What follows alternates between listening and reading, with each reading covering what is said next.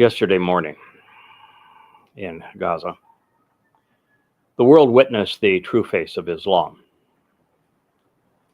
Coffins with babies, a substitute even for a mother,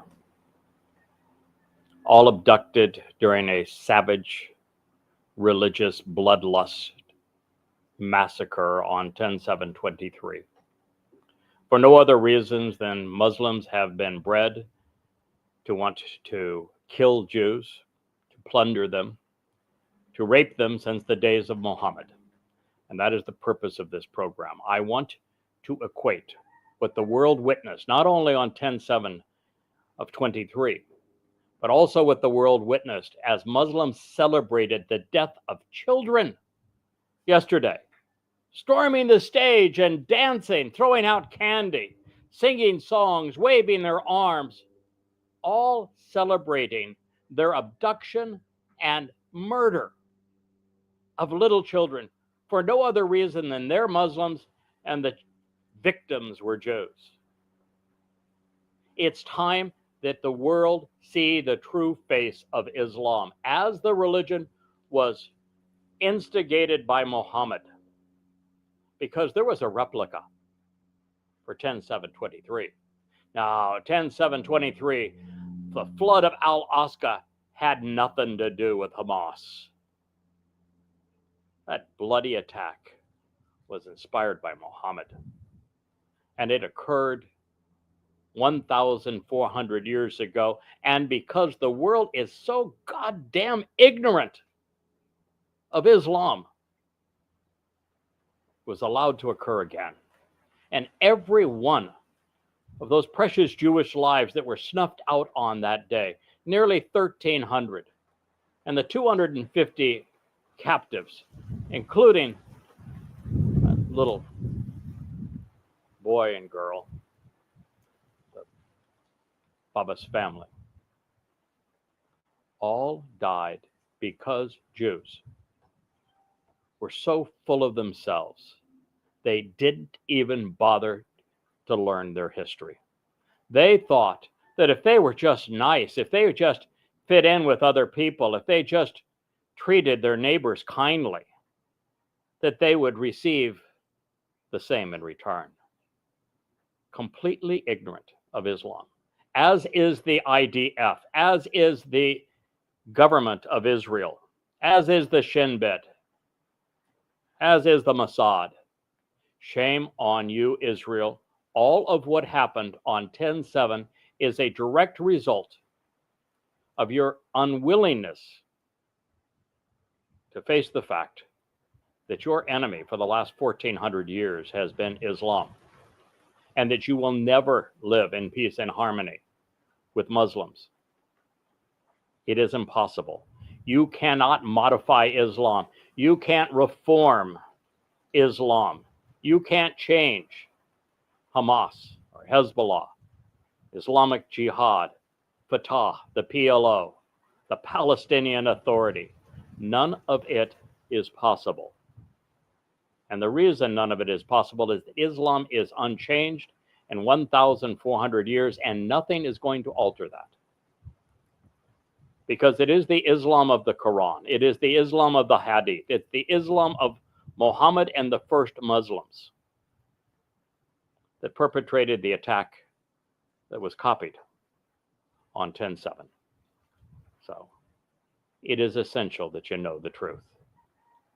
On our last program in the YAHOWAH blog, and I am your host, Craig Winn, I am the one who has written the most comprehensive analysis of the Islamic scriptures ever previously presented. 5 volumes, each 825 pages, each detailing the Islamic scriptures at the beginning of Islam, revealing exactly who Muhammad was, what he did, what he said, how the Quran came into existence, what it conveys, and how Islam was born out of terrorist raids. How it was the blood of Jews that made this religion possible. And no one knows it better than I do. I have been offering goddamn religion to you for free, since it was rewritten at beginning on October 7th of 23. And before that, it was Prophet of Doom, which has been available for over 20 years, all free, for you to read, to understand the truth of this religion.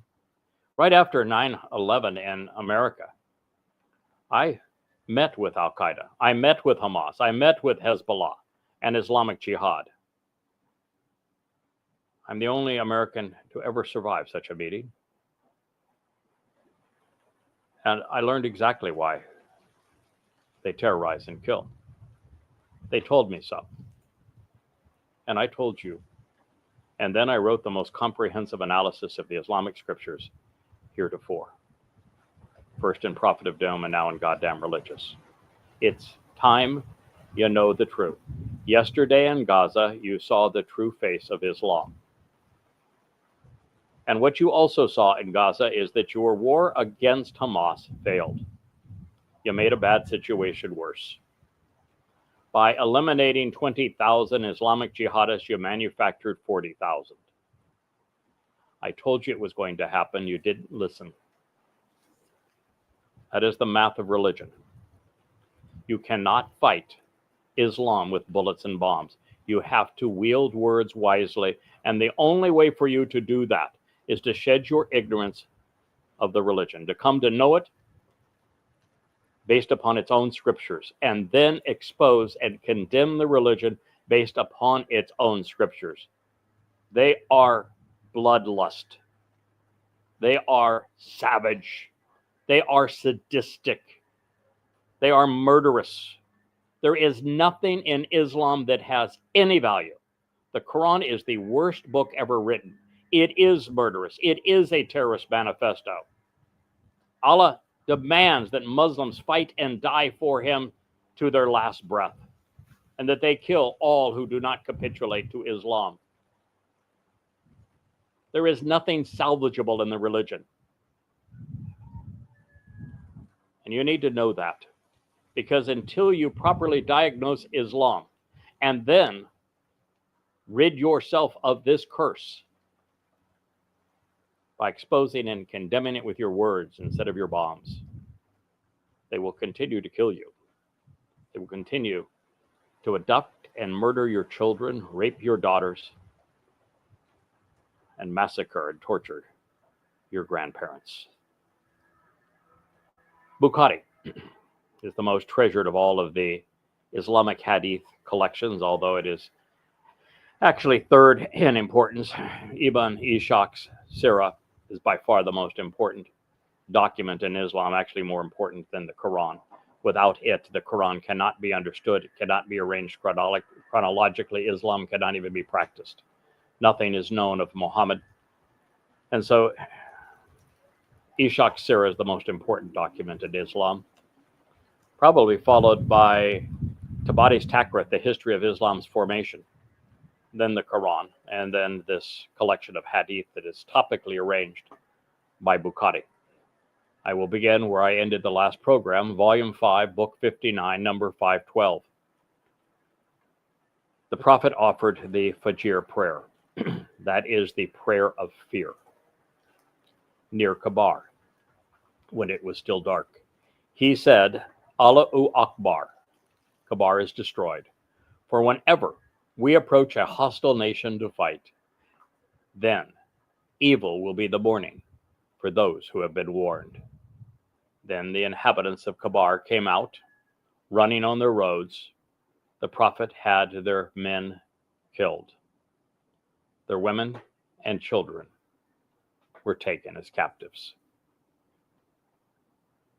This is in the immediate aftermath of Muhammad doing the same thing to the Qurayza Jews in Yathrib, where he killed every man and boy, slicing off their heads, dumping their bodies and decapitated heads in a trough that was dug in the center of Yathrib, today's Medina, in the town square.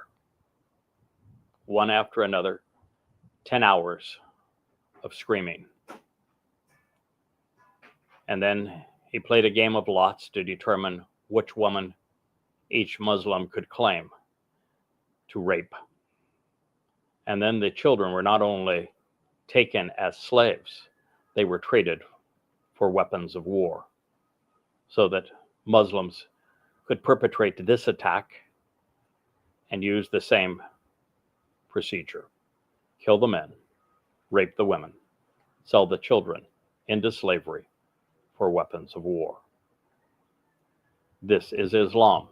And when you hear Allahu Akbar, be very much aware that Allahu Akbar does not mean, as the libertard progressives that are the talking heads of the media would lie to you and say, God is great. That is not what it means. Allah is not the Arabic word for God. Allah is the name of the Islamic God. And it means Allah is greater. And as greater, you have to ask, greater than whom? And because the prayer of fear, Allahu Akbar, was first issued here outside of this Jewish farming community as a terrorist raid upon them, as they intended to annihilate them, it should be obvious. And if rabbis hadn't erased Yahweh's name, you would know the answer to that question. Allahu Akbar means Allah is greater than Yahweh. Now, of course, Allah is nothing but a snake. He is the snake that slithered out of Gan Eden. He is the adversary, Hasatan. And so he's not greater than even a human life. That's why he has no miracles. That's why he has nothing inventive in the entirety of the Quran or Hadith. These were just thugs killing for a demonic spirit.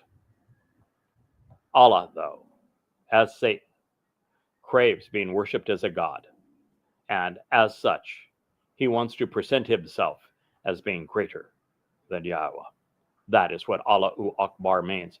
And you don't know it, Israel, but you need to, which is why I'm taking the time to explain it to you, because you cannot defend yourself from Islam unless you come to accept the truth about Islam.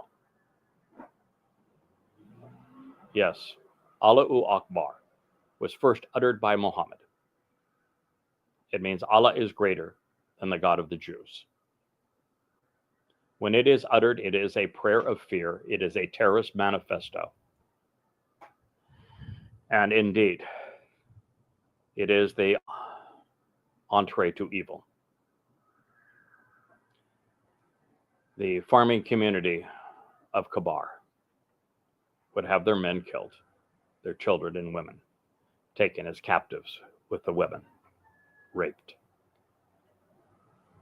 One of the most revealing insights into Allah's nature and the purpose of Islam is, of course, made evident when the religious terrorist prayer is Allahu Akbar, Allah is greater. It was initially cited to antagonize the last remaining community of Yahudim, Jews in Arabia. Indeed, it is only within this context that Allah is greater, while wrong is understandable from the wannabe God's perspective. His purpose, the intent of the Quran, the reason for Islam, and the explanation for his rage against Yahudim is that Allah is at war with Yahweh. Halal is spewing venom in God's face and declaring victory.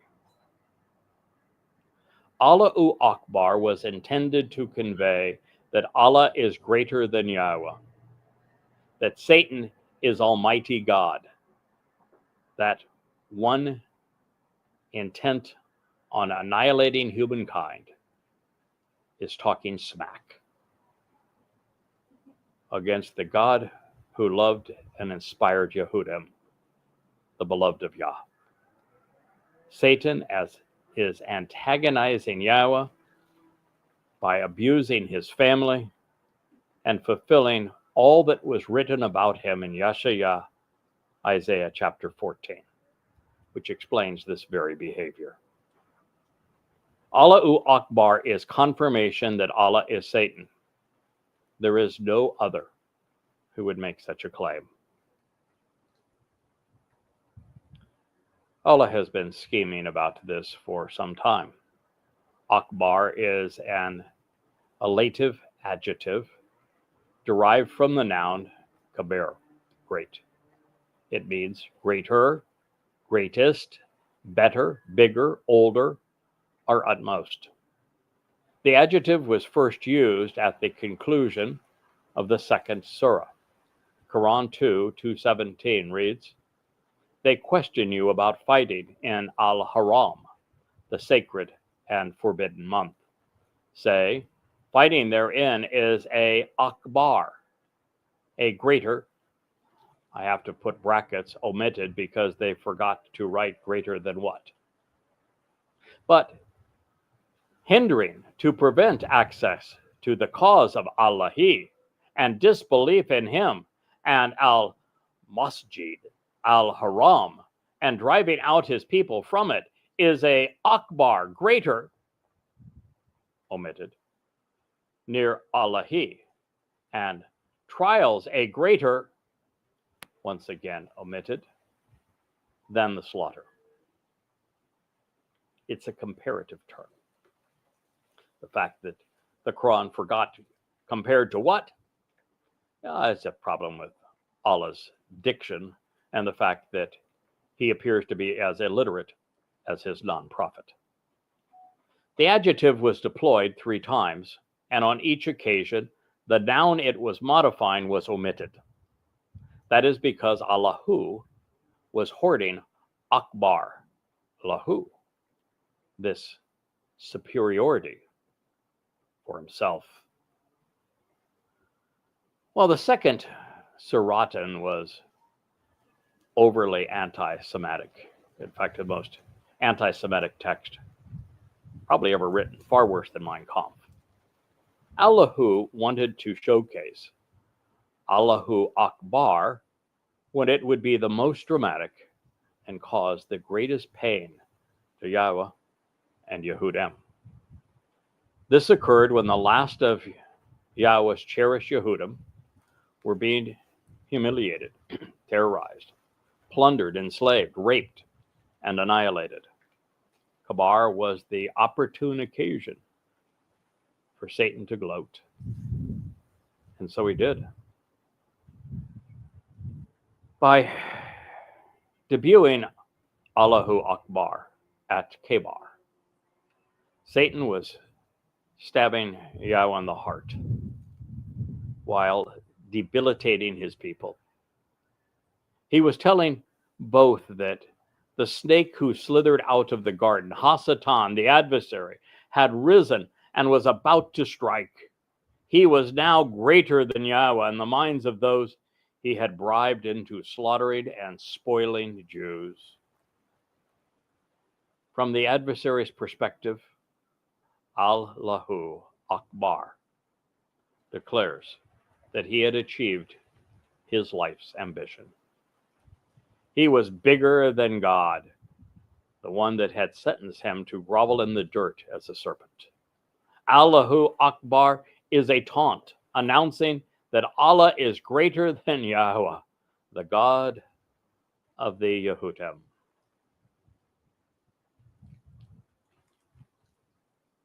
I beg to differ.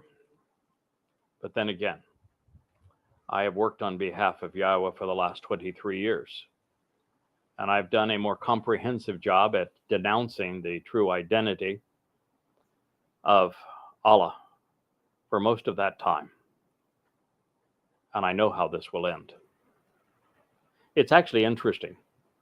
And maybe I shouldn't go into this now because it might be a bit of a distraction. But now that I have started, Satan's last hurrah will actually be to kill me. I am his adversary. I'm the one who renounced his religious role in Judaism, Christianity, and Islam with 13 volumes that prove who the God of those religions actually is. And I'm the one who revealed who the actual Messiah and Son of God is, our Savior, Dode, for fulfilling Pesach, Batz, and Bakurim. I'm the one who reintroduced Yahweh's name to his people and reacquainted them with the terms and conditions of the Bereth covenant and the Mikra invitations to meet with God, and provide the timing so that you would know exactly what's going to happen between now and Dod's return with Yahowah in 2033. And so I'm the one who has spoiled his plans. And so he will finally take it out on me, because you will find me again, should you not think that I am telling you the truth about the role that Yahowah has asked me to play. You will see me again on the Temple Mount, cleansed of the scars that Satan has had put there to Allahu Akbar over Yahowah. The Dome of the Rock and Alaska Mosque will be gone. And I will be standing there next to Elia. And we will be speaking to all who will listen from the Temple Mount. And that will be the order of our business as witnesses until the sun rises to a full solar eclipse on the Shabat of September 24th in 2033, year 6000 Yah, the 120th Yobel year. And at that time, I will have the 7 Ruach who empower, embolden, enable, enlighten me move aside, as well as the many thousands of Malach that Yahowah has assigned to protect me. They will all stand down, and Elia will summon Satan just as he summoned Ahab, Satan's representative over Israel, 40 Yobel, 888 years earlier. Vulnerable, deliberately. Just as David allowed Rome to beat him and to crucify him to fulfill Pesach, I will allow Satan, Hasatan, the corporeal manifestation of this serpent, to beat me to death on the Temple Mount for all to see at the end of my 3.5 years of witnessing on behalf of Yahowah and his people. It will be a gruesome spectacle, all, however, supervised and made available as the final sacrifice for the remaining remnant of Israel. Because it's what Yahowah will do with it, and what Elia will say about this sacrifice that will finally prepare this final remnant of Israelites for the return of their Messiah, Dod, and their God, Yahowah. And so I have quite the battle going with this dark spirit. I know him. He knows me. And I will continue to repudiate him, particularly since he has called out God's people, Yehudim, who I serve, as his principal victims. Turning back the clock 14 centuries, the warning these Jews were given before evil befell them was no different than what Muslims provide today. If you will watch any of the film from 10/7, you will realize that they screamed Allahu Akbar so often it will make your skin break out in hives. Even the 9/11 suicide bombers shouted Allahu Akbar before they slaughtered thousands. The same thing occurred, as I have shared, not only in the morning of 10/7, but as they celebrated returning babies back to Israel in coffins, they shouted Allahu Akbar. By announcing the prayer of fear, Islamic terrorists tell us who they are, what they believe, who they serve, and why they kill. It is a confession that no one seems willing to process. It tells you that Islam is responsible for the deaths of so many Jews, for terrorism worldwide, not an Islamic terrorist group. Islam. As noted, since Akbar is an adjective, by making this claim, Allahu was acknowledging that he was in competition with another God, the God. And he was prevailing, at least among Muslims. But of course, being greater begs the question, better than whom? And the answer, incredulously enough, is Yahweh. This is why Muslims are taught to lie about this and lead non-Muslims to believe that Allahu Akbar is to be read, God is great. That is not possible, because Allahu means the for him and is not the Arabic word for God. And Akbar is an adjective and not a noun. Allahu Akbar is a meritless brag, an irritating taunt, and a confession, one that tells us that Satan, in the guise of Allahu, is trying to do what was predicted of him 1,400 years ago in Yeshaya 14. And so now we know. Actually, it would be 2,700 years ago in Yeshaya 14. Islam is 1,400 years old, but Yeshaya wrote in the 8th century BCE. Tabari 7, volume 7, page 162, and Ishak's Sirah, page 445, again, for those who may be listening to this as the first program. The reference numbers I am providing are from the SUNY, the State University of New York Press, publication of the 12 volumes of Al-Tabari's history, the Tarek, and from Oxford Presses, University Presses, presentation of Ishak's Surat Rasul Allah. It reads from both of these two sources, one confirming the other. The rules of the prayer of fear were revealed during this raid. Then they cite Quran 4:102. The message of Allah divided the companions into two groups. The messenger of Allah did so. One stood facing the enemy while the other stood behind the prophet. He magnified Allah by shouting, Allahu Akbar. And those who were behind him performed a rak'ah, and they prostrated themselves. Yes, mooning the real God while putting one nose in the dirt to honor the snake is essential to Islam. And even though they said there would be no prayer this day, just killing, it was worth contradicting the earlier hadith to make Allahu Akbar sound religious. Bukhari 5, book 59, number 516. When Allah's apostle fought or raided people, we raised our voices saying, Allahu Akbar, Allahu Akbar. None has the right to be worshipped but Allah. Yes, that is the thrust of Islam. You either worship Allah, who is demonic, who spends all of his time in hell, even in the Quran,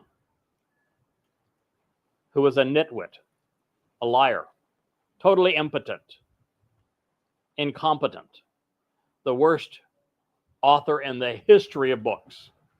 He had nothing inventive to say, nothing worthwhile to say, nothing moral to convey. The entire Quran is plagiarized and twisted. All of it.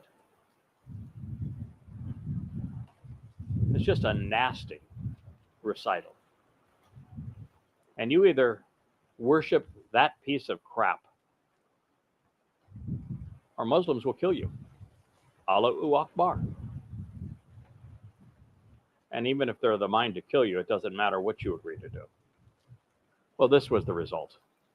Ishaq, 572. Remind you, Ishaq is arguably the most important book in Islam. It is the first to chronicle the words and deeds of Muhammad.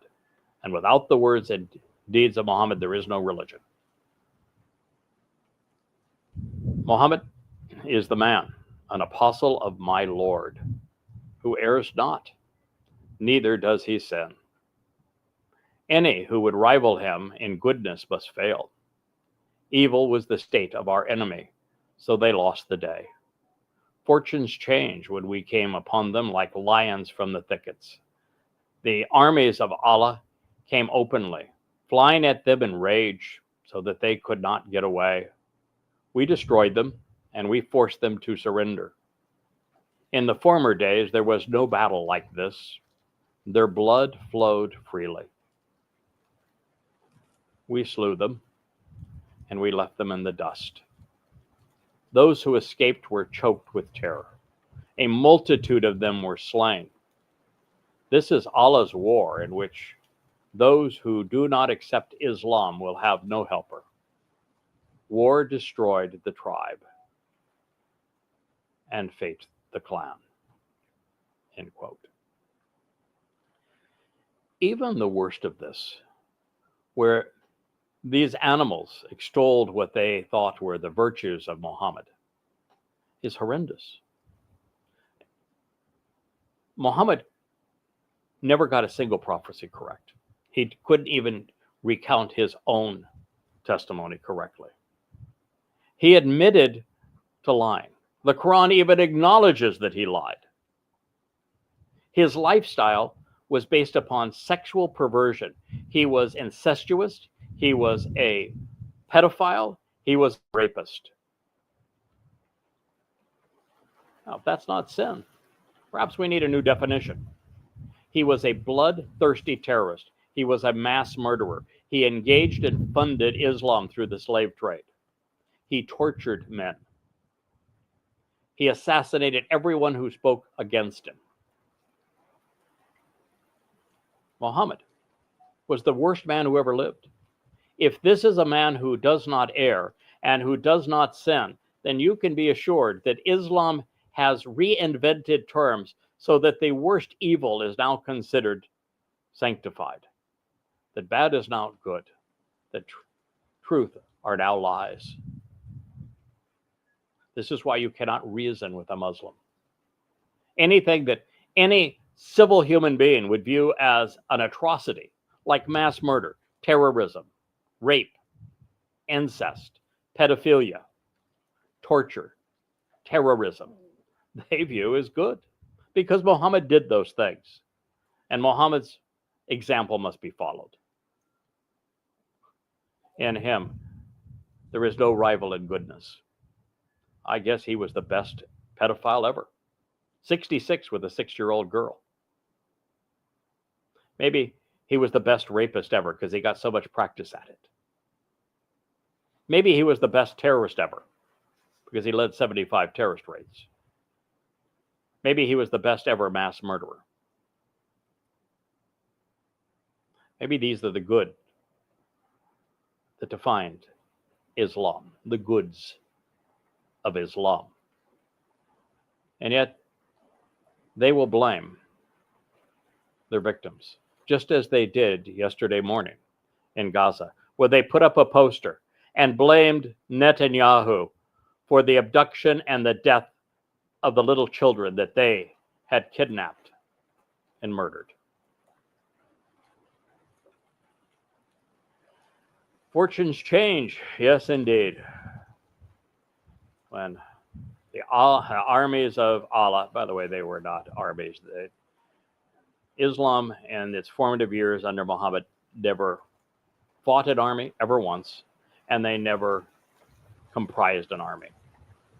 It was gangs of mujahideen, terrorists, just like what you saw on 10/7. Throngs of terrorists as the first Muslims raiding civilians. That was 100% of the 75 raids that initiated Islam in its first 10 years. Yes, Islam destroyed them.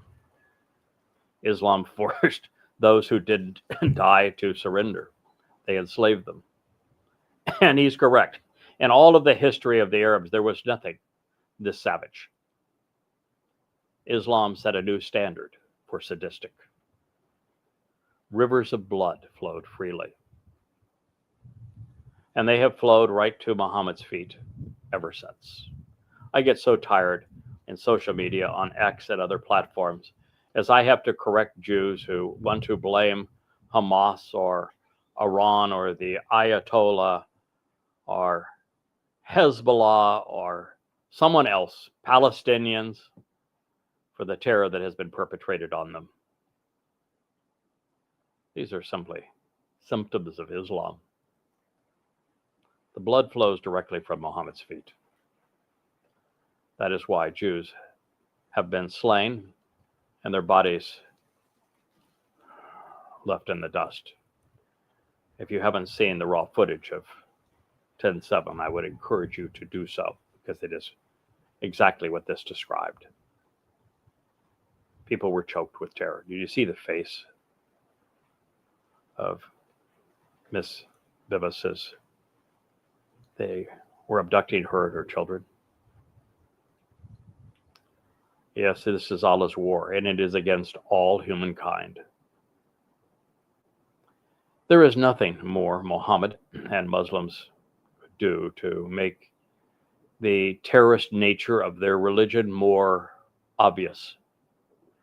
This is from Bukhari, Volume 5, Book 59, number 516. When Allah's apostle fought the Battle of Kabar, this was no battle. This was a terrorist onslaught. Or when he raided any other people, we raised our voices crying, Allahu Akbar, Allahu Akbar. None has the right to be worshipped except Allah. On that, Allah's apostle said, lower your voices, for you are not calling a deaf or an absent one, but a hearer who is with you. That would make Allah a co-conspirator to terror, to mass murder, to genocide, to human trafficking, to torture. I suppose it becomes him.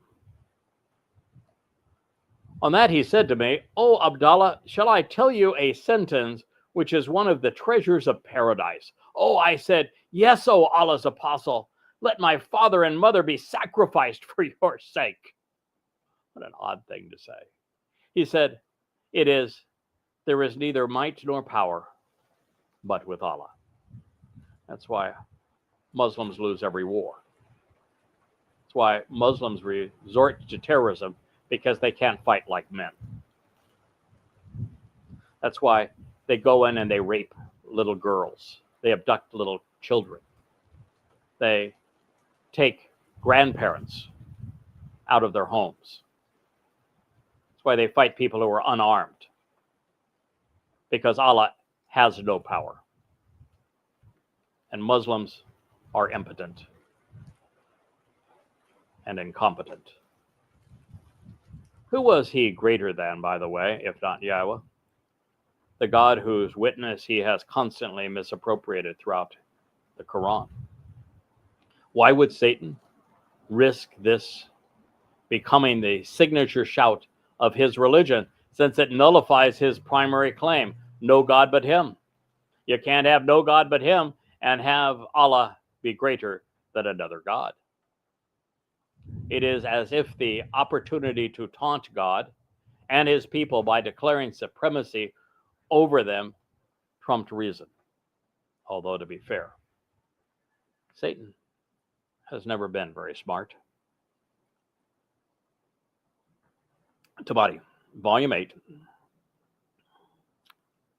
page 116, Ishaq 511. By the way, if you want to find the verification for each of these citations, if you want the full publicized documentation of Tabari's volumes, when they were published, who translated them, same thing with Ishaq's Sirah, then you should go to Goddamn Religion. I'm sharing this from Volume 4, but if you read Volume 1 and also Volume 5, you will find a full bibliography that presents all of this information, because Goddamn Religion is also the most documented, the most accurately documented and presented compilation of Islam scriptures ever written. So Muhammad began seizing their herds and their property bit by bit. He conquered Kabar, home by home. You notice, not garrison by garrison, not division by division. No, he first seized their herds, their sheep, and then their property, and then their homes, home by home. The first defeated was Naam, next was Kamus, the community of Abi Hukak. The messenger took some of its people captive, including Safiya bint Huray. She was the wife of Kanana and her two cousins. The prophet chose Safiya for himself. After torturing her husband, her father, her brothers, and killing them, Muhammad, this miserable, malcontent Muslim piece of trash, raped Safiya. This is the lone messenger of Allah, and he was the most despicable man who ever lived. For someone to believe in a religion founded by this scum is not right in the head. They have no conscience. To kill on behalf of this piece of trash, Muhammad,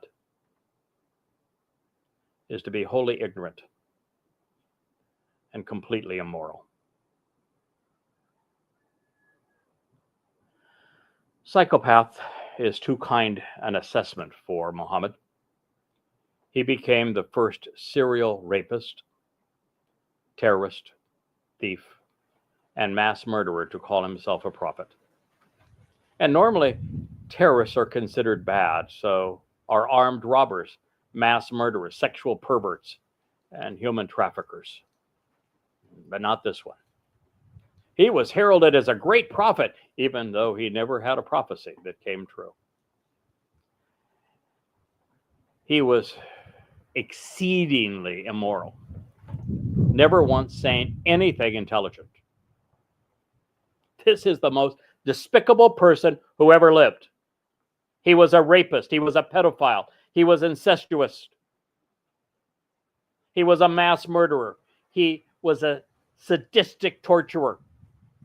He was a human trafficker. He was a ruthless terrorist.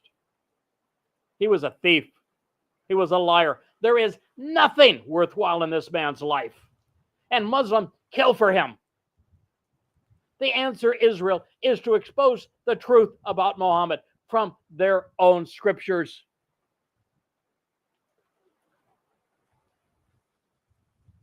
The first Muslims, of course, inspired the Nazis, and that they told upon themselves, copiously documenting their atrocities. This means, of course, that they were hopelessly immoral and likely sadistic, just like the Nazis who emulated them.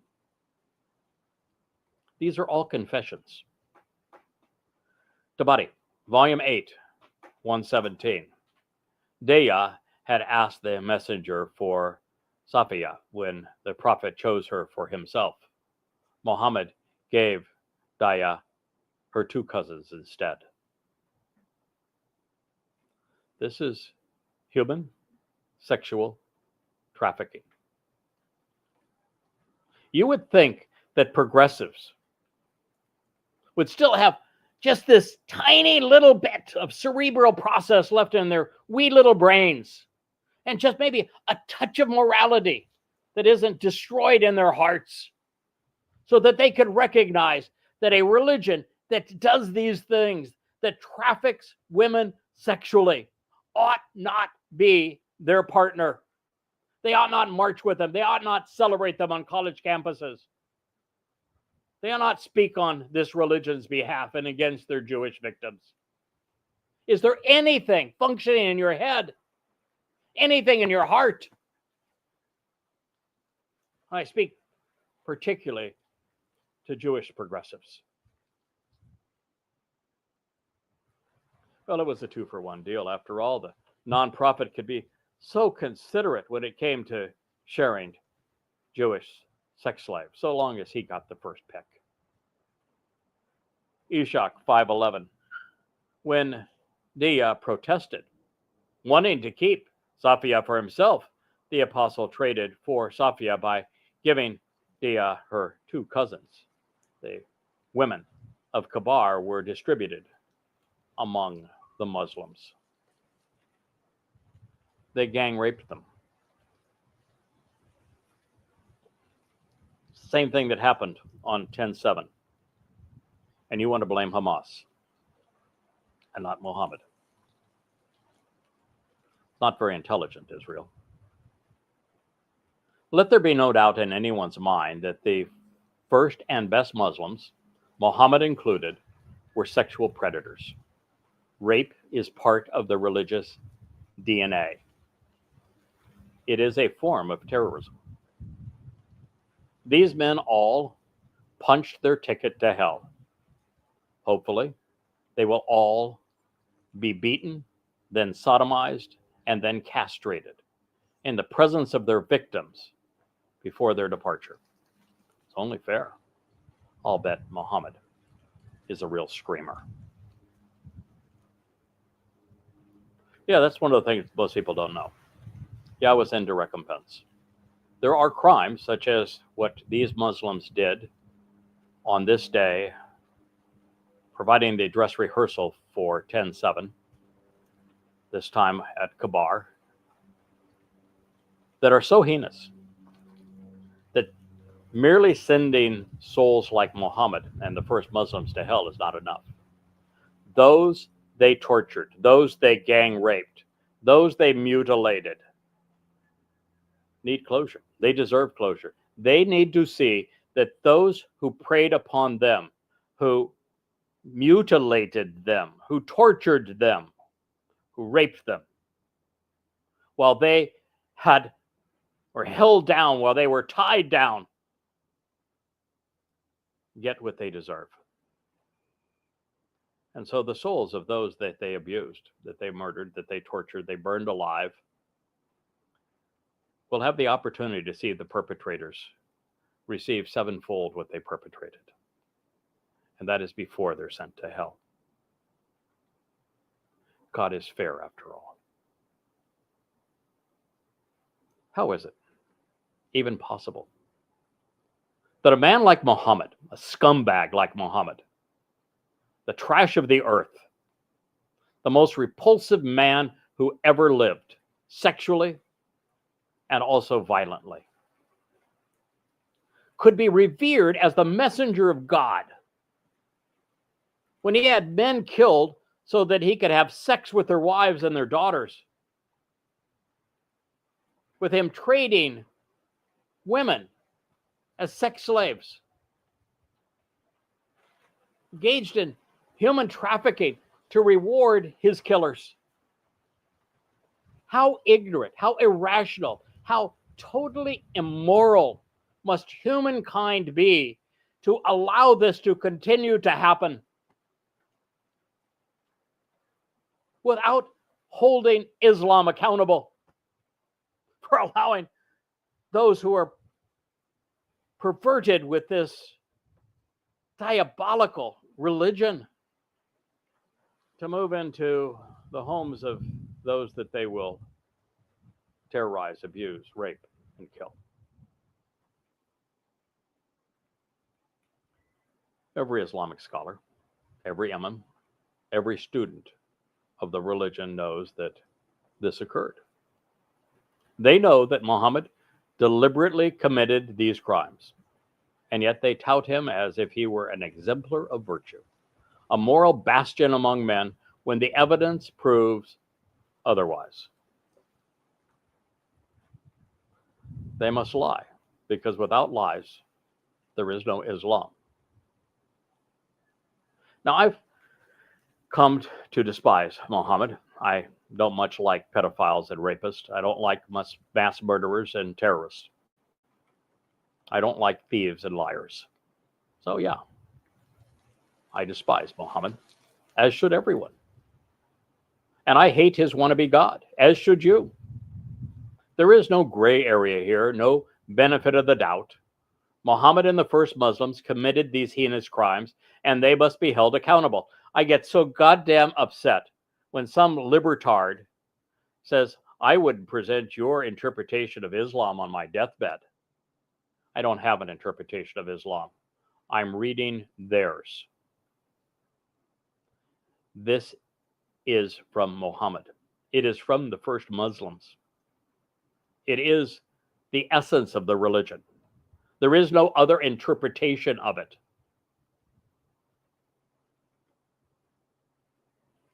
The only way that you could dismiss this is to dismiss the entire religion. You'd have to throw away its entire scripture base.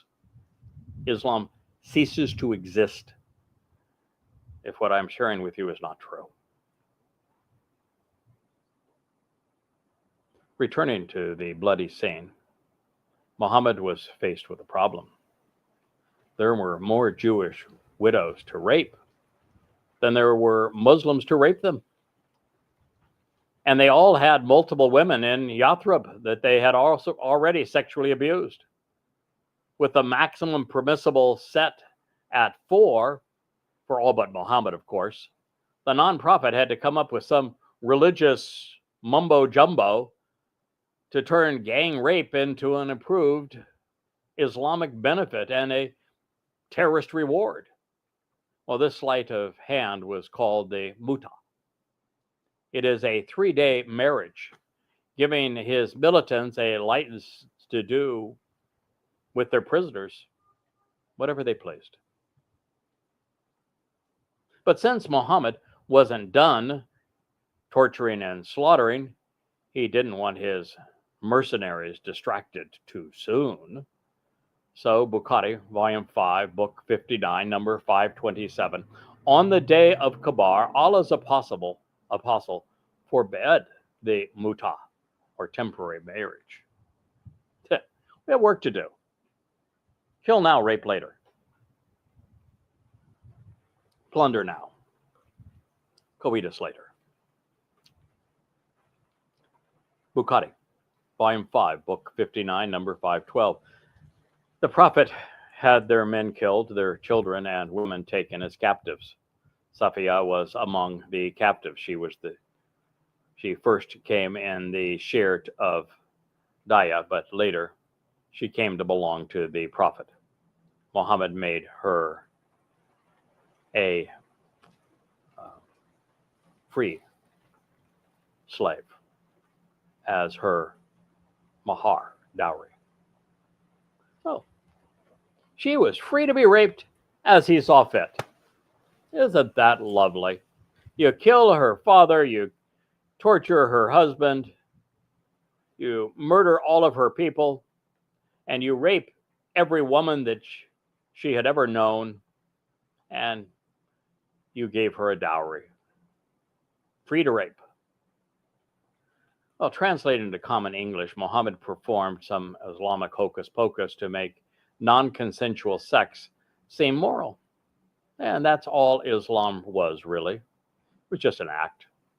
An Oscar-winning performance by one of the greatest con artists who ever lived. Bukhari, book 5, or volume 5, book 59, number 512. The captives of Kabar were divided among the Muslims. Then Muhammad began taking the homes and property that were closest to him. Islam had become nothing more than a criminal enterprise, more savage and immoral than the mafia. And the Godfather was busy establishing Islam's Sunnah, our traditions on this day. Ishaq 5:12. The apostle prohibited 4 things the morning of the Kabar raid: carnal intercourse with pregnant women who were captured, mingling his seed with another man's, which means that the Muslims were free to rape those who weren't pregnant. Nor is it lawful for him to rape her until she is at a state of cleanliness, not menstruating. Nor can a Muslim eat the flesh of donkeys, since it might be considered cannibalism, considering these asses and what these asses had become. Or eat any carnivorous animal, since they might tearing each other to shreds under those circumstances. Nor sell any booty before it has been duly allotted, because, well, Muhammad wanted first dibs. The tradition continues to lay down the law, and the sand pirates, the rapists, and the terrorists would have you know. Eshach 5:12. Nor is it lawful for a Muslim to ride an animal belonging to the booty without the intention of returning it to the pool when he has worn it out. Nor is it lawful for him to wear a garment belonging to the booty, stolen, of course, of the Muslims, with the intention of returning it to the pool of stolen goods when he has reduced it to rags. For those seeking to be a Muslim terrorist, these might be words to live by, and that might be why there were no prohibitions or restrictions on murder, arson, torture, robbery, or rape. Eshach 5:12. On the day of Kabar, the apostle forbade us to buy or sell gold or gold coin or silver ore or silver coin. He who controls the bank controls the men by way of their wallets. This is true even among thieves. Before we leave this appalling attempt to establish Islamic law, Sharia, I want to solve the perplexing donkey conundrum. It's no small matter to the Muslims. There are no fewer than a dozen Bukhari hadith from this day alone focused on the lowly ass. So let's see if we can figure out the reason for the restriction. Bukhari, volume 5, book 59, number 526. On the day of Kabar, Allah's apostle forbade the eating of garlic and the meat of donkeys. Well, that wasn't much help. All it did was demonstrate that Muslims were poorly informed. Garlic is nature's best antibiotic and thus should be consumed. But Allah wasn't much of a medicine man. However, this trio of prescriptions should help tell the tale. Bukhari, volume 7, book 7, book 71, number 590. The climate of Medina did not suit some people, so the Prophet ordered them to drink camel's urine as a medicine. And when that made them even sicker, Bukhari, volume 7, book 71, number 592, I heard Allah's apostle saying, there is healing in black cumin for all diseases except death, unless we forget the medicine man's prescription. Bukhari, same book, same volume, number 673. Allah's apostle said, if a fly falls into your drink, dip all of it into a cup and then throw it away. For in one of their wings is a disease, and in the other there is healing, an antidote or treatment for that disease. This is the lone prophet of 2 billion people who lived to kill Jews. Foolish did not make him frivolous. The next tradition provides a clue as to why he was upset. Bukhari, volume 5, book 59, number 511.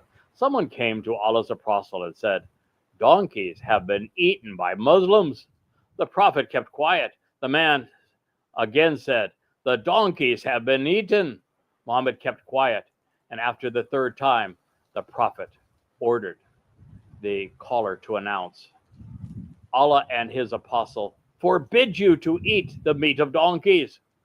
Then the cooking pots were overturned while the meat was still boiling in them. Wondering why he did so? I discovered this clue. Bukhari, volume 5, book 59, number 531. We were afflicted with hunger, severe hunger the day we raided Kabar. While the cooking pots were boiling and the food was ready to eat, the announcer of the prophet said, "Do not eat anything, especially donkey meat. Turn your cookie pots upside down and throw it away." We realized that the prophet had forbidden such food because the kumis had not been taken out of it. The kumis, or kabis, is the prophet's share of the booty seized by Muslim militants.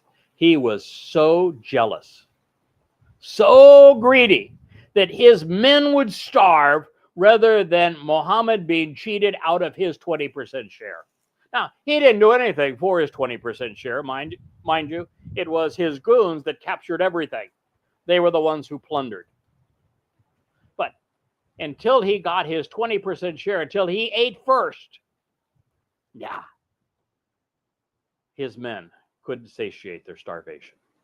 That's the kind of scumbag that Muhammad was. The donkeys belonged to the Jews. They were beasts of burden, used to till the fields and to carry crops to the market. Thus they were a spoil to be divided among the Muslim militants, with Muhammad getting the largest share. And he would rather see his people starve than renounce his claim to stolen property. And so now you know the rest of the story. Muhammad was selfish, self-absorbed. He was a creep. The first Islamic historian and biographer each report a hadith along the same lines.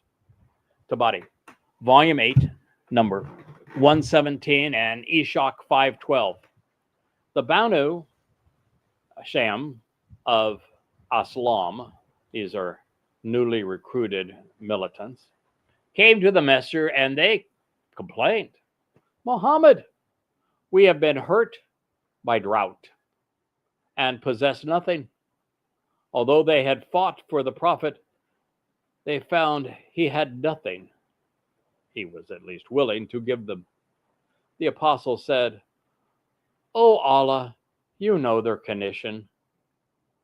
I have no strength and nothing I want to give them from the booty of the Muslims that they have stolen from me.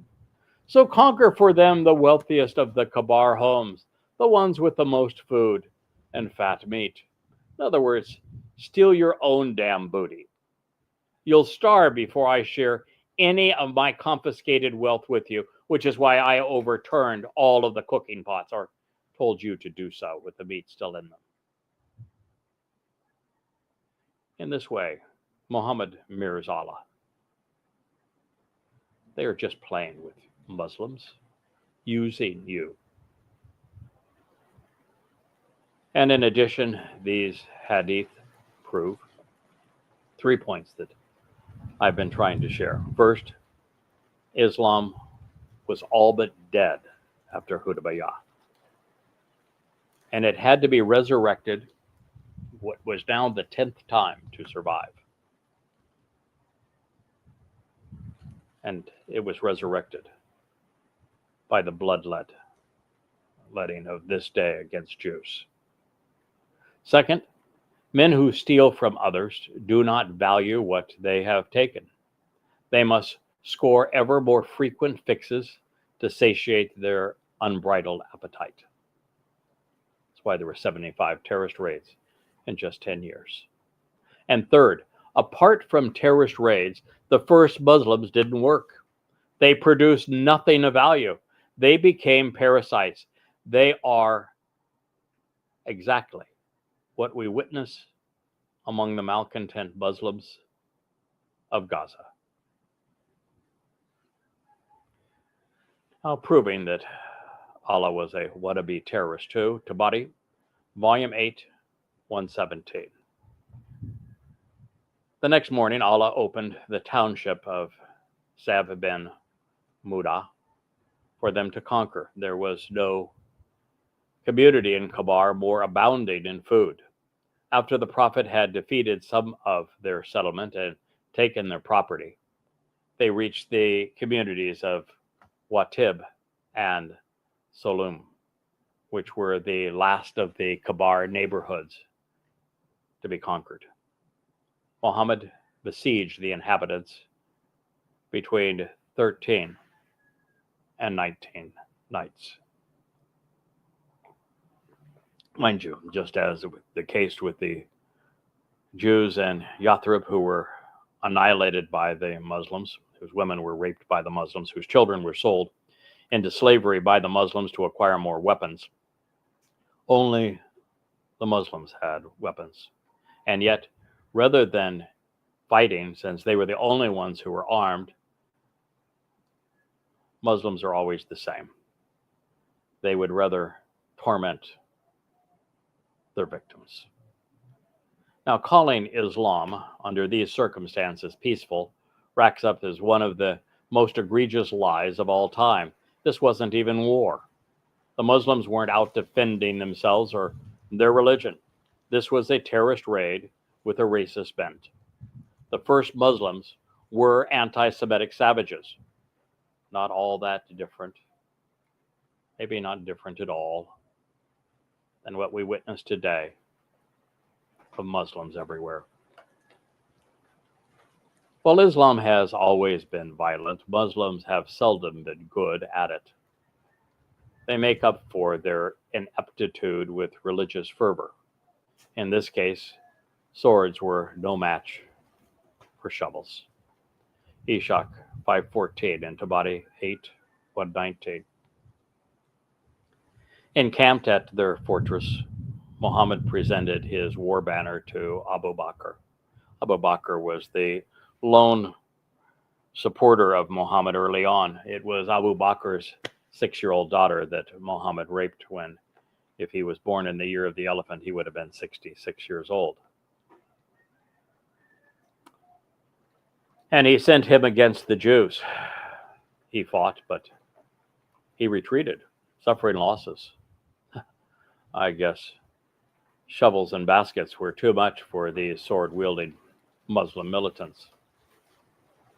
The following morning, the same thing happened to Umar. This is the first and the second caliph of Islam. When they returned to Muhammad, Umar's companion accused him of cowardice, and he accused them of the same.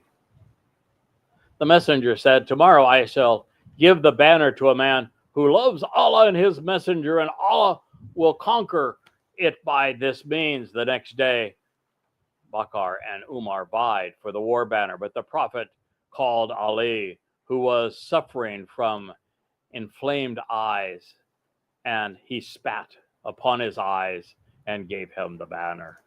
Ali advanced upon the people of Kabar. In the fight, he lost his shield, so he laid hold of the front door of and used it as a shield. This is so full of crap, it's just hard to even share with you. He kept it in his hand as he fought until Allah gave Muslims the victory. They fought unarmed civilians. All they had was shovels and baskets. Don't the Muslims even read their own material? When the siege was over, 8 of us tried to lift the door, but we couldn't even turn it over. Such is the stuff of religious legends. Knowing how he was introduced to us a decade ago, either as the skinny-legged fat boy of Kabaville, well, he must have got a personal trainer, or he found a hell of a propagandist. I'm betting on the latter. The Bukhari Hadith starts off the same way, but ends oddly. This Bukhari, Volume 5, Book 59, number 521. On the day of Kabar, Allah's apostle said, "Tomorrow I will give this flag to a man through whom Allah will give us victory." Allah said, "Oh, Allah's apostle, I will fight them and till they become like us." What? Like us? Cruel? Demonic? Mercenaries? Murderous terrorists?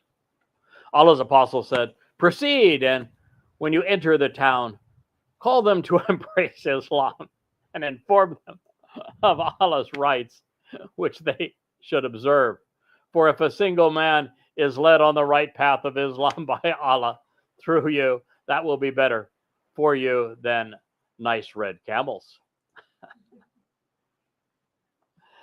Oh, remember how we began this by the first Muslims making it obvious to us that Muhammad admitted that he killed the men, that all he yelled at them was Allahu Akbar, and then he enslaved the women and children. He stole all their property. Yeah. They weren't looking for converts. Of course, I know what is, I should say I don't actually know what is more perverted. Suggesting that the victims of a terrorist raid should be called to Islam before they are slaughtered, robbed, enslaved, and raped, or suggesting that a man's soul is better than a nice red camel. Moving on, it was evidently important to some Sunnis to make sure that Abu Bakr and Umar were perceived as being no less brutal. So Tabari, volume 8, page number 119. The messenger often had migraine, so he would remain a day or two without coming out. When Muhammad encamped at Kabar, he came down with a migraine and could not come out, so Bakr took the Prophet's war banner and he fought victoriously. Next, Umar took it and he fought with even more ferocity than the first fighting. Isn't it lovely how they all got along and supported one another while slaughtering innocent civilians so they could plunder them? They even shared what they had stolen. But alas, we read some of the most despicable words ever ascribed in the name of every religion, because there has never been a religion as disgusting as Islam. Tabari, volume 8, page 121, and Ishaq, page 515. Ali struck the Jew with a swift blow that split open his helmet, his neck protector, and his head, landing in his rear teeth. When the Muslims entered the city, Muhammad conquered Kumas, the neighborhood of Abi Hukak, and Safiya bint Huray was brought to him, and another woman with her. Bilal led them past some of the Jews we had slain, including the woman's dead husband. When she saw them, the woman with Safiya cried out, slapped her face, and poured dust on her head. When Allah's prophet saw her, he said, "Take this she-devil away from me." End quote. This is Muhammad. This is Islam. This is what occurred on 10/7 because of Muhammad at Islam. You're only making yourself vulnerable to pretend this occurred because of Hamas. Grieving for those who had, that he himself, Muhammad, had butchered. For his religion was beyond Muhammad. He was a psychopath. His lack of empathy is a sure sign of this diagnosis. This woman cried as she was dragged past the mutilated corpses of her family and friends.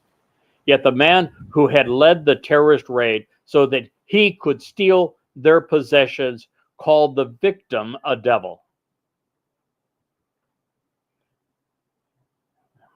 So why does anybody wonder that in front of the coffins of little children, the devils of Islam posted Netanyahu as if he were the devil? Everything in Islam is backwards, upside down. I dare say that when I began sharing these recitals from the Islamic scriptures with you yesterday, now we are 8 hours into this process, You did not expect that Islam, Muhammad, Allah, the Quran, or the Hadith could be even 1% this bad. Islam is a special kind of evil. It is the most despicable religion ever perpetrated on humankind. Muhammad terrorized, plundered, and murdered while professing to be God's messenger. That made him the most wretched man to have ever lived. Yes, we all know that the Crusaders and the Inquisition, they were brutal, and that Protestantism was born out of a lust for power, sex, and money. But it's not the same, not even remotely. The clerics and kings that conspired together to control their subjects precluded copies of the Torah and prophets to be distributed among the masses. People were misguided hypocrites who used religion to satiate their own cravings. Muhammad, by contrast, claimed to speak for God. He didn't corrupt Islam. He made Islam as perverted as the spirit that possessed him. This beast of a man was out of control. Tabari 8, 122 and Ishaq 5:15. Muhammad commanded that Safiya should be kept behind him, and he threw his cloak over her. Thus the Muslims knew that he had chosen her for himself. Muhammad was a serial rapist. And he didn't just rape women. He tormented them first. He killed their husbands. He killed their sons. He murdered their fathers. And then he handed out their sisters to be raped by his goons.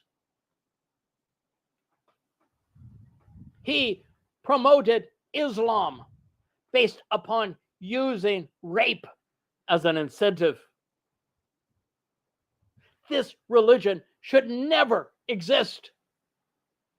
No one should be stupid enough, immoral enough to call themselves a Muslim, much less kill for Islam, much less tolerate Islam in their midst.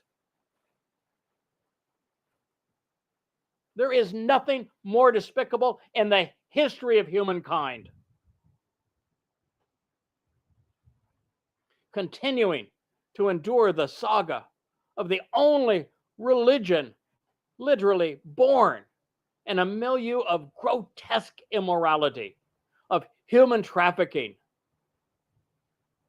of thievery, of rape, of mass murder, and of terror. We discover that the non-prophet would now include torture in his list of hate crimes.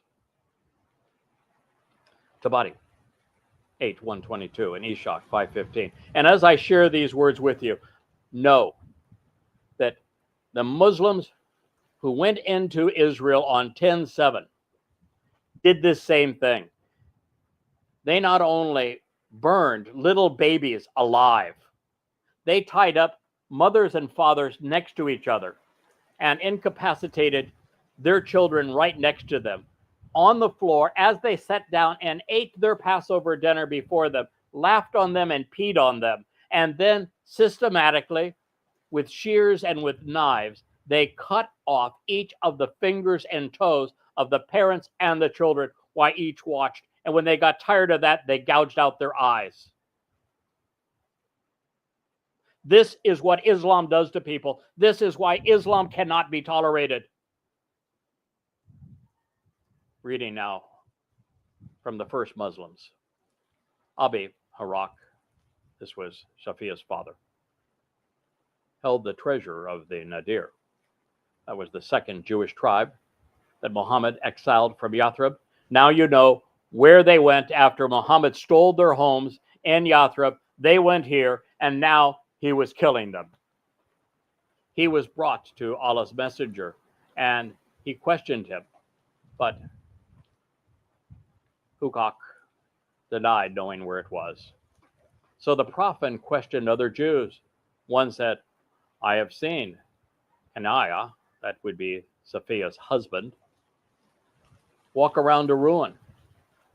Muhammad had Hanaya brought to him, and he said, "Do you know that if we find it, I shall kill you?" "Yes," Hanaya said. He's going to kill him anyway. This was Muhammad's second assault on the Nadir.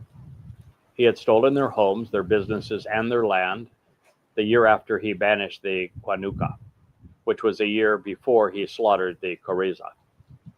All the Nadir had retained was what they had been able to carry on their backs.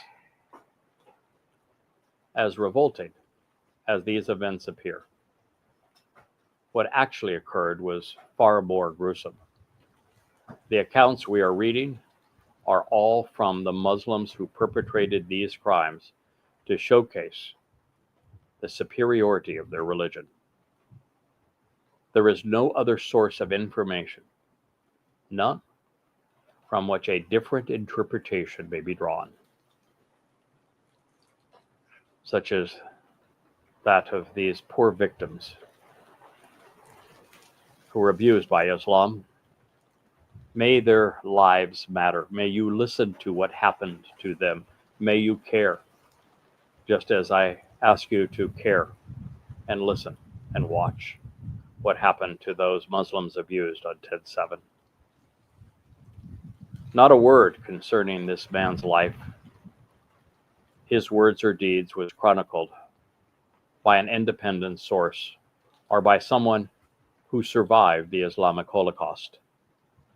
And even the Islamic traditions, the ink would not stain paper for 2 centuries after the demise of the victim and his attacker. Therefore, the Muhammad of Islam, the first Muslims, and the formation of the religion are as you have heard them here. They're otherwise unknowable.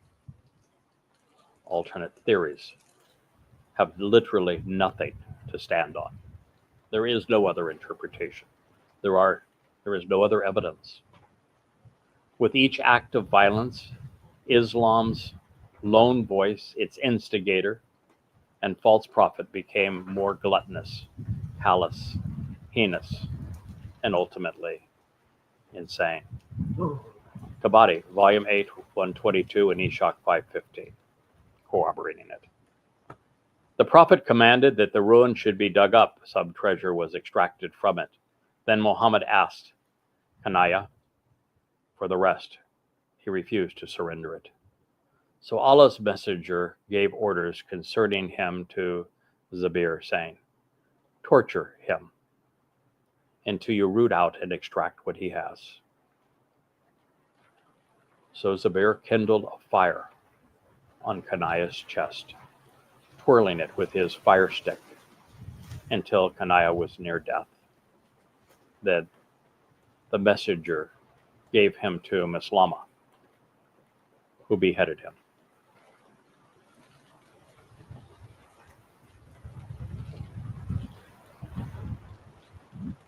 This is what the Muslims did on 10/7. If you haven't watched the raw footage, you should see it for yourself. This is what the first responders who went there and chronicled the carnage reported. If you haven't read it, you should. Torturing a man whose home and property he had stolen twice, whose wife he was about to rape, demoted Muhammad from a bloodthirsty terrorist and thief to a demonic sadist. He was a reprehensible psychopath, the most deplorable man who ever lived. By comparison, he was worse than Hitler, Stalin, and Mao combined. Anyone who promotes Muhammad's verbal diarrhea as godly, Muhammad's life as exemplary, or Muhammad's war manifesto as a peaceful religion bears the stain and stigma of the degenerate who instigated it among fellow malcontent and murderous Muslims, all to satiate his cravings. This is Islam. This is the Islam of Muhammad, of the Quran, of Allah. This is the same Islam that was witnessed in Gaza yesterday and the same Islam on display on 10/7 of 23. There is no other Islam. Well, it wouldn't be worth the saliva to spit on his grave. In this case, I rather like the notion of a bodily resurrection, or at least of having the opportunity to wrap some ultra-sensitive skin around this psychotic soul. He has earned the opportunity to endure sevenfold the torment he inflicted before I have the honor and responsibility to dispatch his sorry, perverted soul to hell for all eternity. It is long past the time the preponderance of people had their collective arrogance and ignorance about Muhammad, Allah, the Quran, and Hadith shed, and acknowledge that Islam is evil personified. It is the most deceitful and deadliest dogma ever conceived and perpetrated on humankind. The realization that Muslims terrorize and slaughter based upon this retrobate's testimony to this day is inexcusable. To witness agitated anti-Semitic mobs march through the streets chanting, "Kill the Jews and free Palestine," because of this miscreant is inexcusable. It's appalling. It's disgusting. Fortunately, the apologists and the protesters are all wearing self-applied labels and will be readily identifiable when the time comes to round them up, something which will occur within 8.5 years from these events, this broadcast, because of what they perpetrated and what they are celebrating.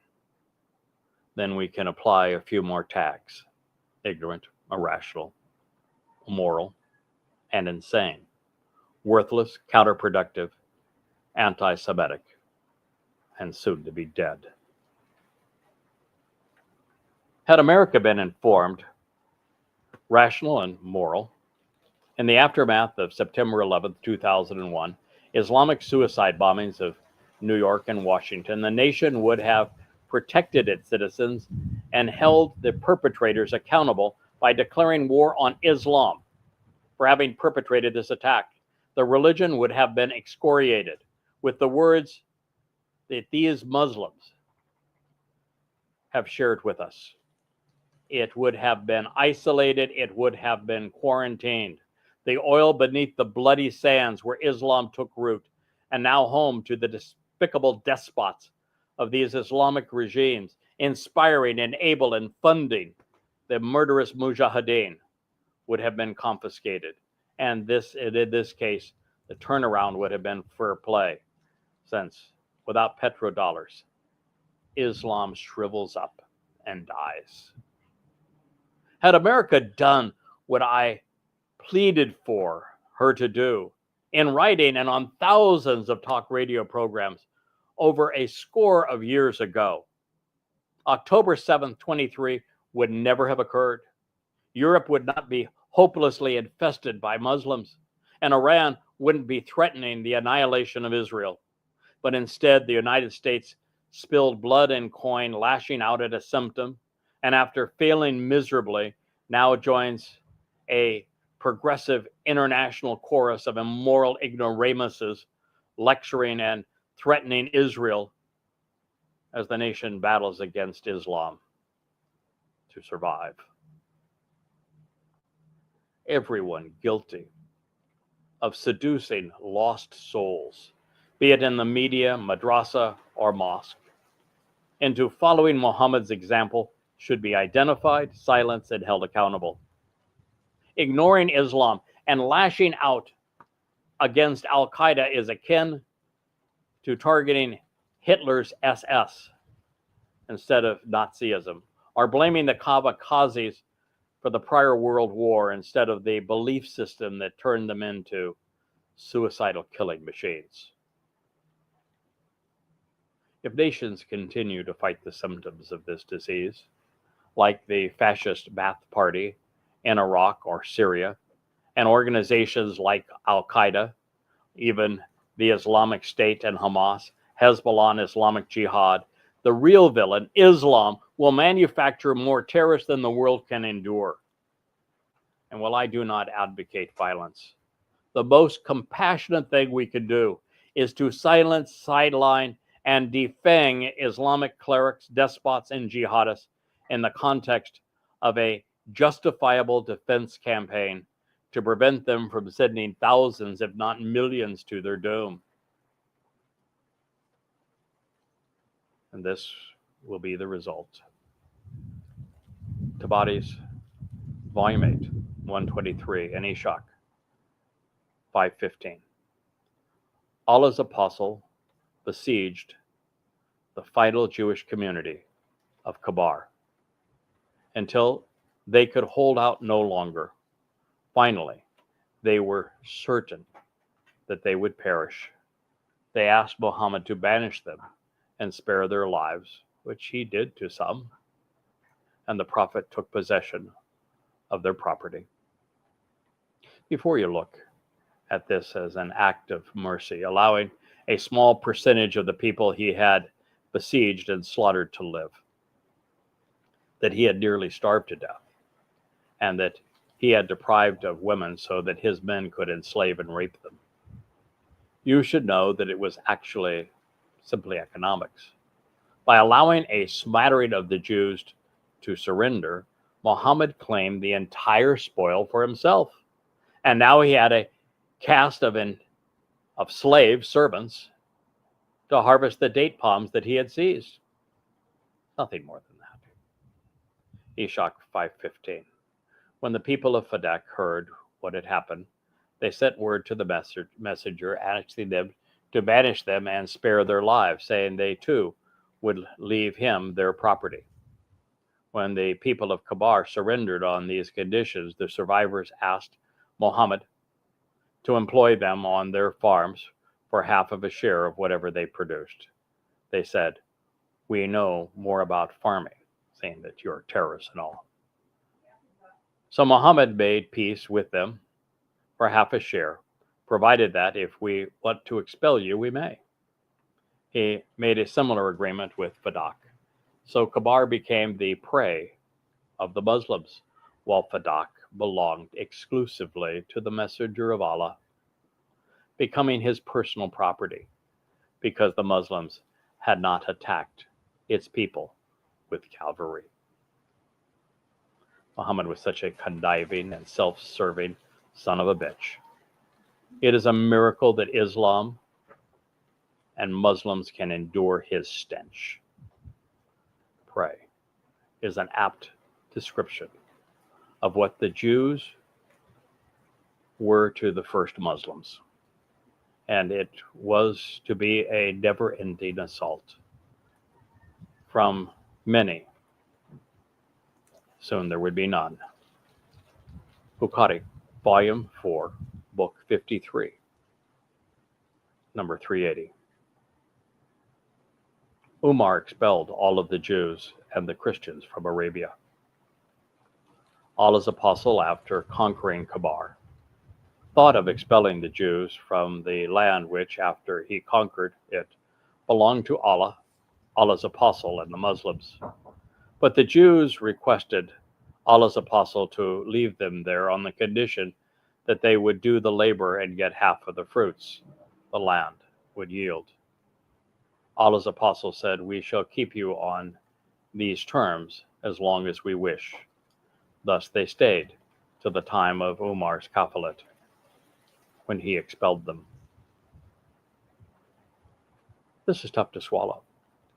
It's so inconsistent with the progressive nonsense spewed out with reckless abandon in academia, in the media, internal politics, international politics, the UN.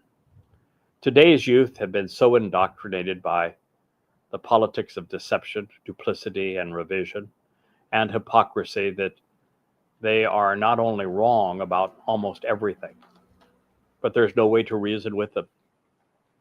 And the far right is also wrong. They fail to understand how their convoluted conspiracies do nothing but confuse more people. There are now very few humans worth saving, fewer still who can be salvaged because so few are thinking. Now, why is it the world at large has chosen to ignore the bloodlust and the broken bodies of Kabar, these Jews who suffered, like the Koreza who were mutilated and murdered before them?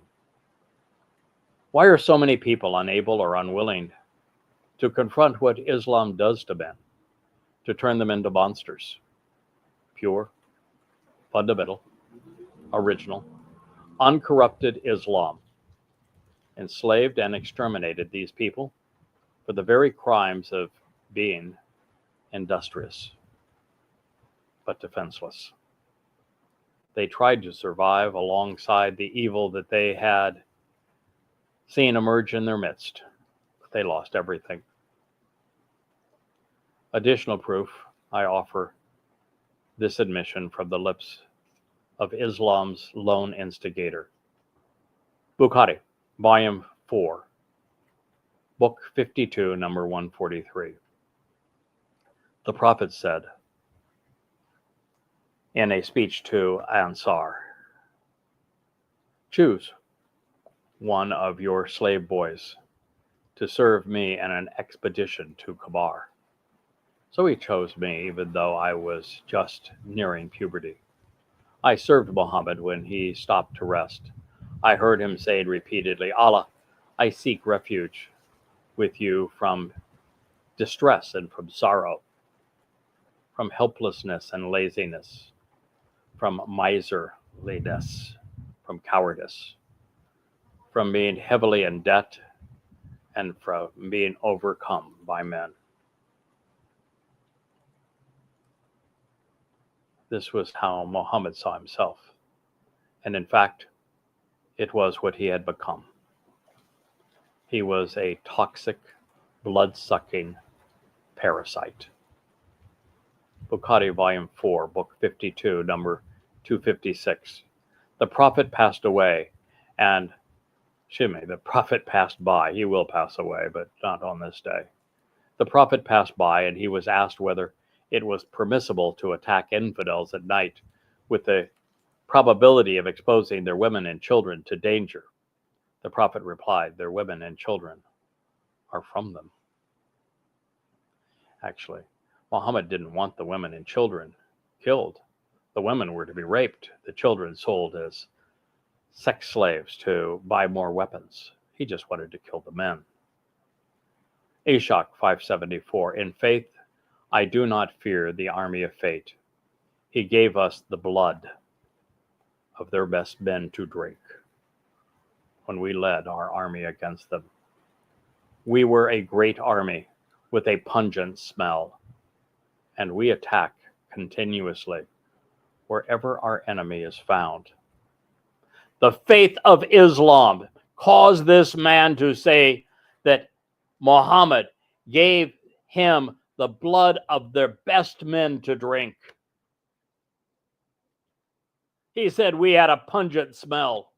We attack continuously. Part of that, don't you understand? Ashok 580. Our strong warriors obey his orders to the letter. They do today too. By Allah's religion, we are undeniably strong. You would think that our horses gallop with bits in their mouths and that the sounds of demons are among them.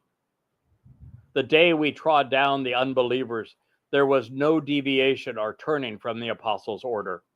During the battle, the people heard our excoriations to fight and the smashing of skulls by swords that sent heads flying. We severed necks with the warrior's blow. Often we have left the slain cut to pieces, and a widow crying over her mutilated husband. 'Tis Allah, not men, we seek to please.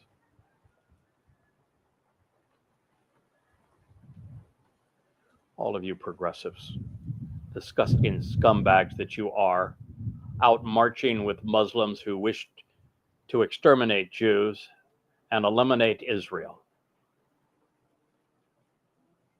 All of you who have sided with those who perpetrated 10/7 and did this very thing ought to have these words written on your forehead.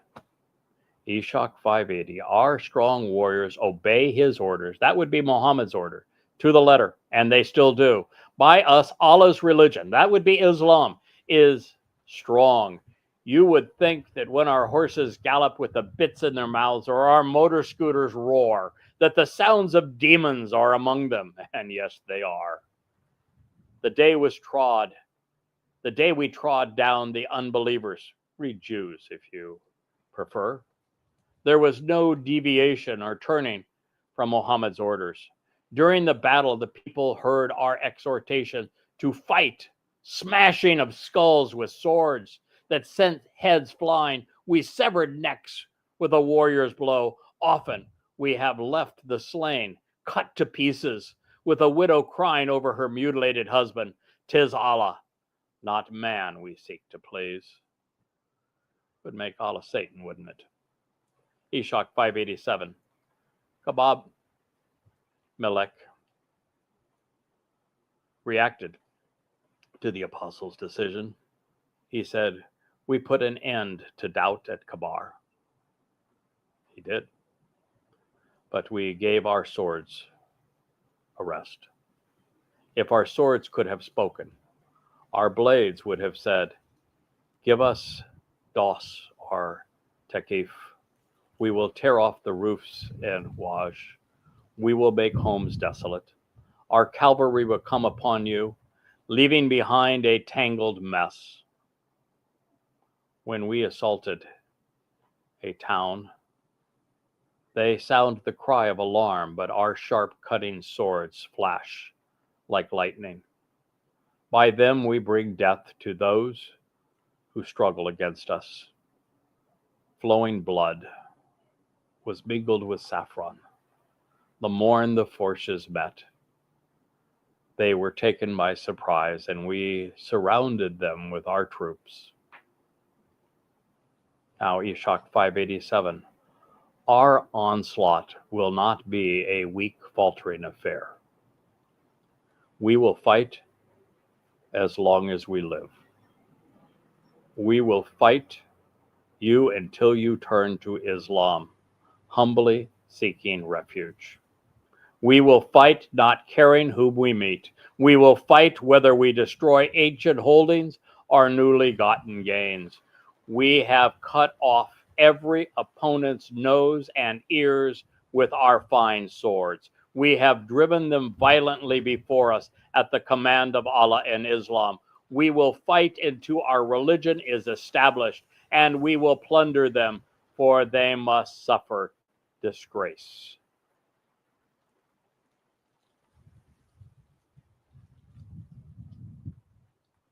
Eshach 592. The apostle held a large number of captives. There were 6,000 women and children prisoners. They had captured so many sheep and camels they could not be counted. Muhammad was also ignorant and immoral as a sadistic, schizophrenic narcissist with a really crappy attitude and a penchant for sexual abuse, slaughter, and duplicity. He suffered anxiety attacks, bouts of depression, and he was suicidal because he knew that he was a fraud who could and should have been held accountable. Like his ungod, the non-prophet was individually helpless and inept. He was a self-indulgent and greedy miser and mean-spirited bastard. Never Having earned a shekel, Muhammad knew nothing of honest labor or the value of capital. He was always in debt, no matter how much he stole. The economic plight and impoverishment of the Islamic world, apart from petrodollars, is a direct result of Muhammad's criminal enterprise. This is why Islamic nations remain the world's least productive and inventive. Muslims as a culture are destructive economically, stifling far more commerce than they inspire. Gaza serves as a telling microcosm of Islam's parasitic and cannibalistic nature. This should not be surprising, nor is it resolvable, because Islam was financed by the spoils of war and the slave trade. Muhammad and his fellow Muslim malcreants were akin to maggots feeding on the corpses of those they had slaughtered. The Arabs were relatively poor, making the Jews a tasty treat, and so Islam would devour them. But it didn't stop there. After overhunting God's people and satiating Allah's cravings, within a year, Muhammad's fattened mujahideen would attack the Byzantines. Within 3, his companions would subdue Arabia in the War of Compulsion, taxing everyone. Within a decade of the first Muslims, they would conquer Yemen, Persia, Egypt, Syria, and Judea. Within a century, the sword of Islam would be wielded above the necks of millions, and over 100 million would die. It was all for ill-gotten gain. They plundered and they raped, to be sure, but their principal tools were the zakat and jizya taxes, which they imposed on all people, rich and poor. And all the while, those who killed had rivers of blood and not a drop of ink to testify to their beginnings. Apart from imposing his dominance over his harem and implicating Christians so that he could justify bludgeoning them, the Quran was silent. It no longer mattered. Satan and the devil's advocate had achieved what they had sought. There were now a sufficient number of Islamic hoodlums to suppress dissent, and they were adequately and now incentivized to deprive all remaining Arabs of their freedoms and their human rights. The world was about to pay the most horrendous price in the history of humankind. Muhammad was also a coward, indeed a weasel, as are all Islamic imams today. They are ever ready to send others off to their death, but you'll never see them doing what they inspire. They corrupt boys with promises of virginal rewards while they remain in their mosques and madrasas. Further, like most loudmouth bullies, Muhammad and those who followed him found pleasure in tormenting the defenseless. That is why suicide bombers and Islamic terrorists attacked unarmed civilians. With the 1-2 punch of Hudaybiyah and Kabar, Islam had sunk to a new low. With each passing day, it became evident that Muhammad had lost control of himself and that he was overcome by madness. It was now obvious that he was, in fact, as he admitted, demon-possessed and insane. He had become paranoid, with the most recent surahs now fixated on attacking dissent and deserters. Orders to submit and obey, to fight and kill, dominate the Quran's last revelations.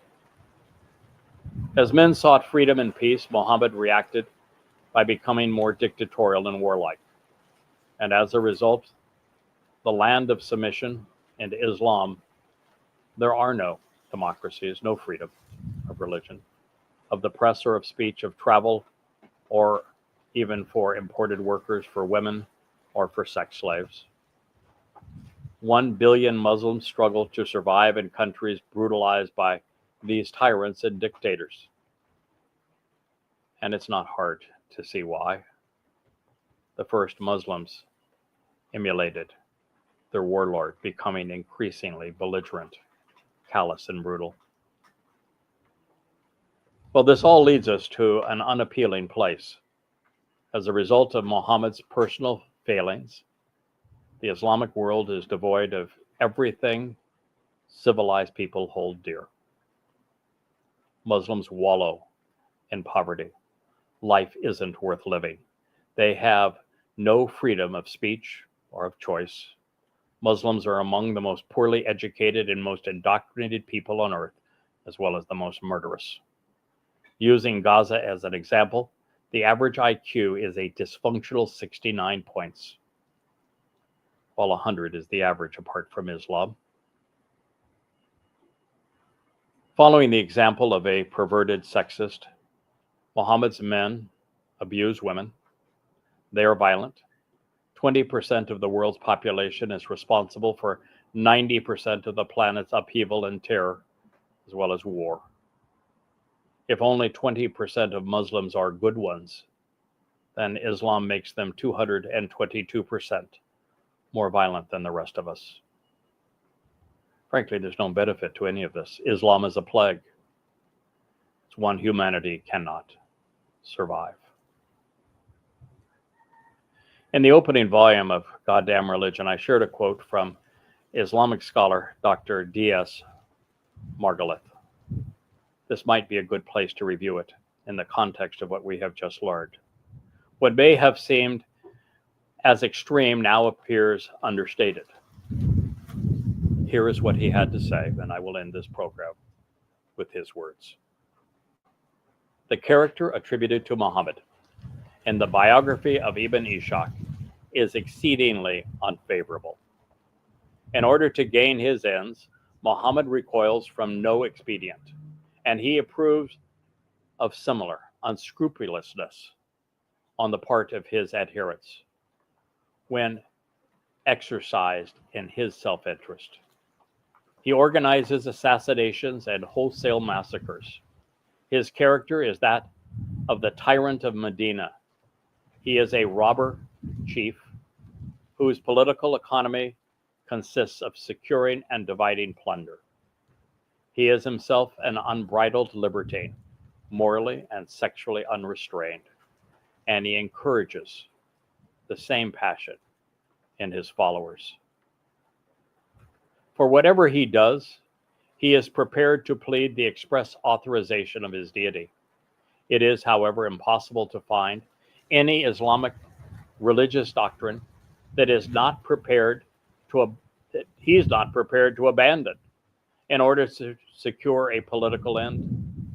At different points in his career, he abandons the unity of God and his claim to the title of prophet.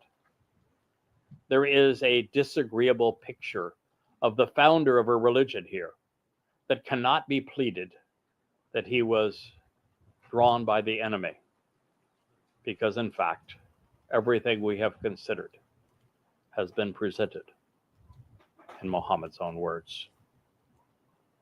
This is the Islam of Gazans. This is the Islam of Hamas, of Hezbollah, of Iran. This is the Islam of the Muslims who perpetrated 10/7 and those who celebrated the murder of Israeli children. This is the only Islam that has ever existed, and it is reprehensible. I thank you for listening. I am Craig Winn, and this has been a somber edition of the YAHOWAH blog.